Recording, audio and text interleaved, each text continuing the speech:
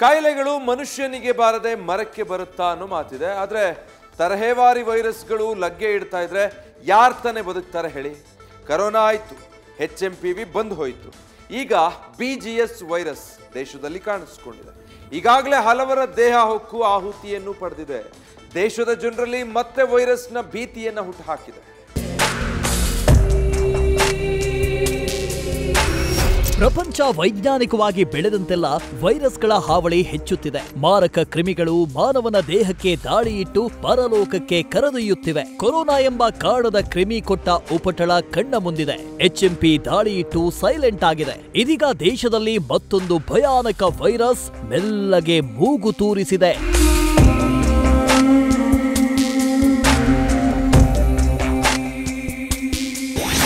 ಮಹಾರಾಷ್ಟ್ರ, ತಮಿಳುನಾಡಿನಲ್ಲಿ ಹೊಸ ವೈರಸ್ ದಾಳಿ. GBS ಎಂಬ ಕ್ರಿಮಿಗೆ 5 ಬಲಿ, 170 ಪ್ರಕರಣ ಪತ್ತೆ. ಮಹಾರಾಷ್ಟ್ರದಲ್ಲಿ ಮತ್ತೊಂದು ಭಯಾನಕ ಕ್ರಿಮಿ ಪತ್ತೆಯಾಗಿದೆ. ಮಾನವನ ದೇಹ ಹೊಕ್ಕು ಉಸಿರು ನಿಲ್ಲಿಸಲು ಸಜ್ಜಾಗಿದೆ. ಪುಣೆ ಹಾಗೂ ಸುತ್ತಮುತ್ತಲ ಪ್ರದೇಶದಲ್ಲಿ ಗುಯ್ಲಿನ್ ಬಾರ್ರೆ ಸಿಂಡ್ರೋಮ್ ಎಂಬ ವೈರಸ್ ಪತ್ತೆಯಾಗಿದೆ. ಇದು ದೇಶದ ಜನರಲ್ಲಿ ಮತ್ತೊಂದು ಹೆಮ್ಮಾರಿ ಎಂಟ್ರಿ ಕೊಡ್ತಾ ಎಂಬ ಆತಂಕ ಹುಟ್ಟಿಸಿದೆ.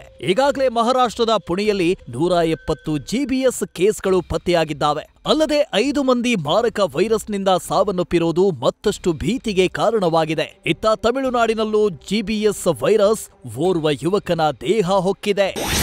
ಗುಯ್ಲಿನ್ ಬಾರ್ರೆ ಸಿಂಡ್ರೋಮ್ ಎಂಬ ಹೆಸರಿನ ವೈರಸ್ ಇದೊಂದು ನರವೈಜ್ಞಾನಿಕಕ್ಕೆ ಸಂಬಂಧಿಸಿದ ಕಾಯಿಲೆಯಾಗಿದೆ. ಈ ವೈರಸ್ ಅಟ್ಯಾಕ್ ಆದರೆ ವ್ಯಕ್ತಿಯ ಪ್ರೋಟೀನ್ನ ನಿರೋಧಕ ಪದರವಾದ ಮೈಲಿನ್ ಪೊರೆಯಲ್ಲಿ ಊತ ಕಾಣಿಸಿಕೊಳ್ಳುತ್ತೆ. ಊತ ಕಾಣಿಸಿಕೊಂಡ ಬಳಿಕ ದೇಹದ ಮೇಲೆ ದುಷ್ಪರಿಣಾಮ ಬೀರಲು ಆರಂಭಿಸುತ್ತೆ.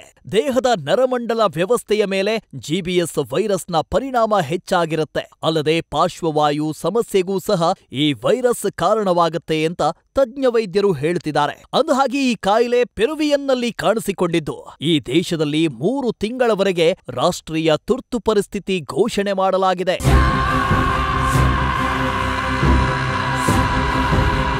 ಅಂದಹಾಗೆ ಈ ವೈರಸ್ ಮಾನವನ ದೇಹಕ್ಕೆ ದಾಳಿ ಇಟ್ಟರೆ ಕಾಣಿಸಿಕೊಳ್ಳುವ ಲಕ್ಷಣವೇನು, ಏನೆಲ್ಲ ಸಮಸ್ಯೆಗಳನ್ನ ವ್ಯಕ್ತಿ ಎದುರಿಸಬೇಕಾಗತ್ತೆ ಅಂತ ನೋಡಿದ್ರೆ, GBS ವೈರಸ್ ಪತ್ತೆಯಾದ ವ್ಯಕ್ತಿಯಲ್ಲಿ ಮೊದಲು ಉಸಿರಾಟದ ತೊಂದರೆ ಕಾಣಿಸಿಕೊಳ್ಳುತ್ತೆ. ಜೊತೆಗೆ ಸ್ನಾಯು ದೌರ್ಬಲ್ಯದ ಸಮಸ್ಯೆಗಳು ಎದುರಾಗ್ತವೆ. ಇದರಿಂದ ಕಾಲುಗಳು, ತೋಳುಗಳಲ್ಲಿ ದೌರ್ಬಲ್ಯ ಕಾಣಿಸಿಕೊಳ್ಳುತ್ತೆ.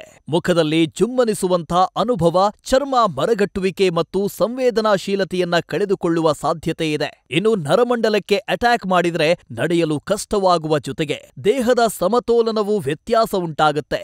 ಇದರಿಂದ ಮಾತನಾಡಲು, ಊಟವನ್ನ ಅಗೆಯಲು ಮತ್ತು ನುಂಗಲು ಕೂಡ ಸಮಸ್ಯೆ ಎದುರಾಗುತ್ತೆ. ಪುಣೆಯಲ್ಲಿ ಪತ್ತೆಯಾಗಿರುವುದು ವೈರಸ್ ಅಲ್ಲ, ಬ್ಯಾಕ್ಟೀರಿಯಾ.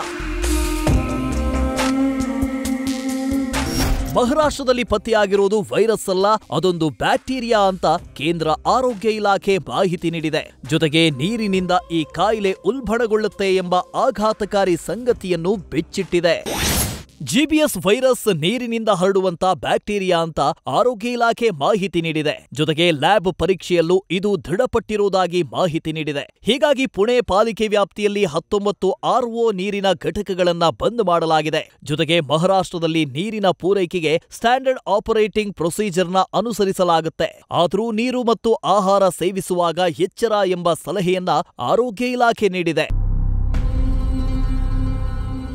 ಬಿಟ್ಟರೂ ಬಿಡದೆ ಮಾಯೆ ಎನ್ನುವಂತೆ ವೈರಸ್, ಬ್ಯಾಕ್ಟೀರಿಯಾಗಳ ಆಗಮನ ಆಗ್ತಲೇ ಇದೆ.